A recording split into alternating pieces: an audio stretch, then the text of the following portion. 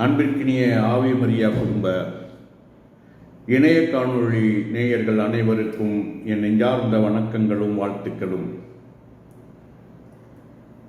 அன்பானவர்களே, ஒன்று சொல்வோம் நன்றே சொல்வோம் என்ற தொடரில் இன்று புனிதர்களின் புகலிடம் மரியாள் என்ற தலைப்பில் சில மணித்துளிகள் செலவிட வந்துள்ளேன்.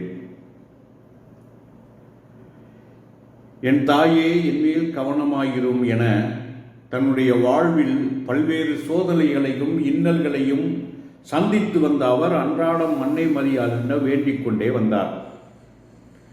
அன்னையும் அவருடைய வேண்டுதலுக்கு செவிசாய்த்து தந்தையாம் இறைவனிடமிருந்தும் திருமகன் இயேசு கிறிஸ்துவிடமிருந்தும் தூய ஆவியானவரிடமிருந்தும் அவர் கேட்டவைகளெல்லாம் பெற்றுத்தந்து அவருக்காக பரிந்து பேசி அந்த பலன்களை பெற்று வழங்கினார்.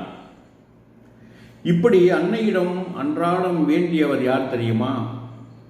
பின்னாளில் கோடி புதுமைகள் செய்த புனிதர் என்று நாம் எல்லோராலும் போற்றி புகழப்படும் புனித அந்தோணியார் தான்.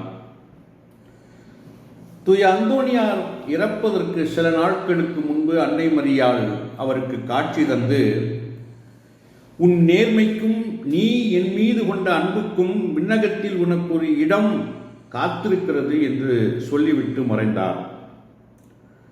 இப்படி ஆழமான பற்றினை அன்னை மரியாள் மீது யார் வைத்திருக்கிறார்களோ அவர்கள் கேட்டதெல்லாம் நடக்கும் என்பதற்கு இந்த நிகழ்வு ஒரு சான்று.